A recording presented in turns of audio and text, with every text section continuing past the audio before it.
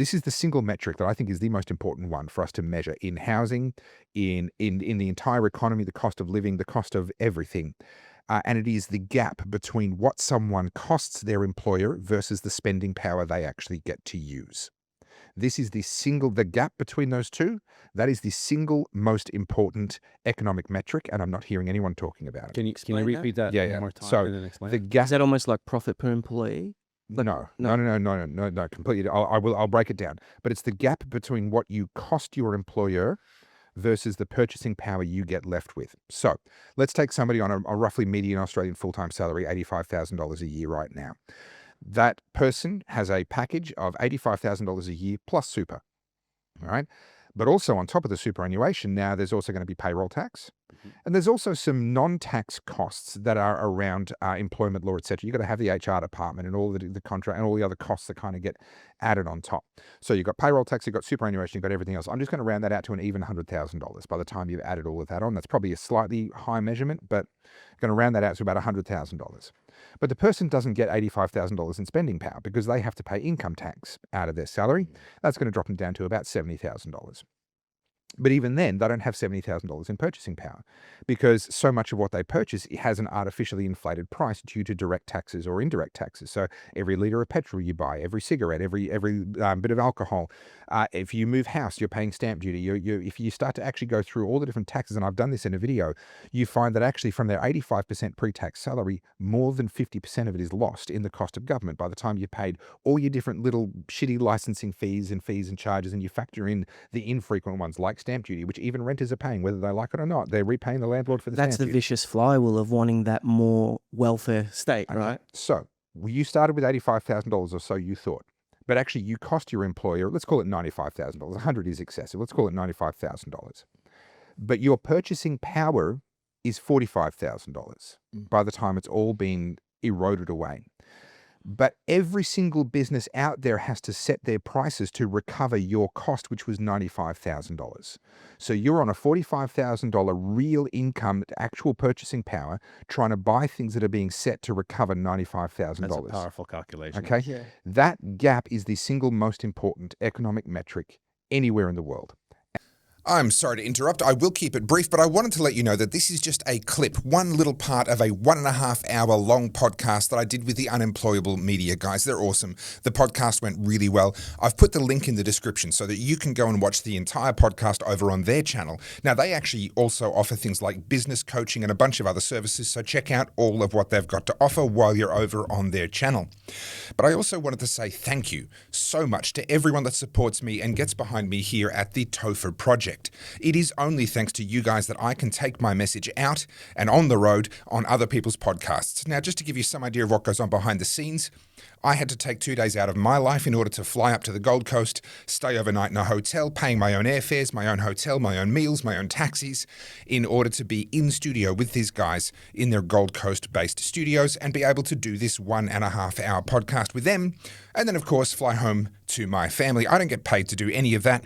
The only way that it's possible for me to do it is thanks to those of you who have gotten behind my work here at the Topher Project. It's thanks to you that I can take that message and my learnings out to other platforms and reach other people's audiences.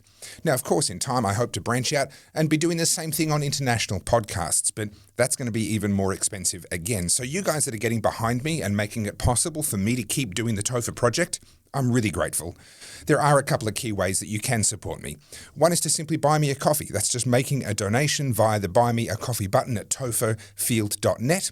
That ensures that I'm able to head out and do things like spending time on other people's podcasts, reaching new audiences and their audiences with my message. But also you can buy my merch. You can buy my books, Good People Break Bad Laws, which is all about civil disobedience. Good Christians Break Bad Laws, all about the theology of civil disobedience, as well as my multi-award-winning DVD, Battleground Melbourne. My t-shirts and my hoodies. I've got a range of different cool and I think pretty funny designs, and all of that helps me to be able to keep the Topher Project going and to spend the time and the money that it takes to get out onto other people's podcasts and platforms as well, like what you're seeing here. So thank you so much to everyone that supports me. Now you can join in and also support me at topherfield.net and at goodpeoplebreakbadlaws.com.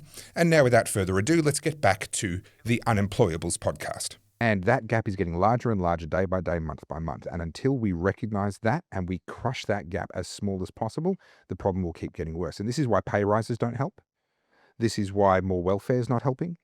This is why none of the things that are currently being done are helping, because they're not addressing what I believe is the single most important element. Is the gap. It's that gap. And then how do you fix it? Well, you start by crushing the size. So Javier Milei, go and visit him. So he's the new incoming president of Argentina. I mentioned him earlier. He halved the size of government, fired 70,000 government employees, got rid of half of their departments, eradicated most of their welfare programs, and people screamed bloody murder. People screamed bloody murder. This is a country that already had a poverty rate of more than 40%, right? And that got worse because a whole bunch of government employees lost their jobs and went straight into poverty. A whole bunch of people that were on borderline poverty but were being kept out of it because of welfare programs went into poverty because the welfare program got ended. People screamed bloody murder. There were protests on the streets. But less than 3 months after he did that, the economy started growing. Foreign investment started to flow in. Businesses started to innovate and flourish. Now, so the poverty rate was well above 40% when he came in. It peaked above 50% because of his actions, because of his reforms. And the media were loving it over here. The few that actually talked about him at all were he's failing. He's the protests on the streets. This and this neoconservative pathway, which is not at all libertarian and neo, kind of two very different things. But they love to throw these terms around. So it peaked at over 50%. But less than a year after he came in, it was below where it had started when he came in, and it's been falling ever since. The economy is growing. People are becoming more prosperous, but the poverty rates are falling. Inflation's down. The inflation's down. The malnutrition rate is falling quickly. Malnutrition in Venezuela, by the way, obviously Argentina and Venezuela are two very different places. Malnutrition in Venezuela is a massive problem. This is a country that on average has lost more than 8 kilograms of body weight per person because of their economy.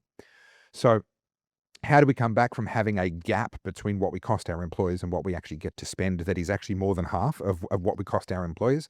Well, that's all the cost of government. All of that difference in between, that's the cost of government. And that's the issue when government has so much sways, they need to fund that sway in some way, and taxes is the way. Hence Doge for the Elon went there with the But that didn't really work. Well, here's the problem. They could cut $1 billion of spending a day for the entire year, and they would not have reduced spending by as much as it increased in the last year of Joe Biden's. Yeah, the deficit's actually increased. Right. So they have a gargantuan task. What Javier Milei did is not what Trump and Doge are doing. These are two very different they things. can't touch entitlements in the US, but that's what they really. Well, those people will get killed on a real basis over time. They'll get inflated away, but they can't take an axe to it. They need to, because it's an existential crisis for them. Thank you so much for watching. I hope you've enjoyed that segment from the Unemployables podcast. Don't forget, that's just part of a 90-minute long chat that I had with them. The link to the full podcast over on the Unemployable Media channel is in the description of this video. And if you'd like to support the Topher project and help me to keep doing what I do, then please head over to topherfield.net and buy me a coffee if you'd like to make a donation, or head to Good People Break Bad Laws. Check out my best-selling books, my multi-award-winning DVD, and my cool line of merch with a whole range of different designs. All of that is much appreciated, and it's thanks to you guys supporting me that I'm able to do things like spending 2 days on the road to go to the Unemployable Media studio and be on this podcast that you've just watched a part of now. So thank you so much to everyone that's gotten behind me. Thank you in advance to those of you who are yet to get behind me, and I look forward to seeing you in the next video. Don't forget to always stay free.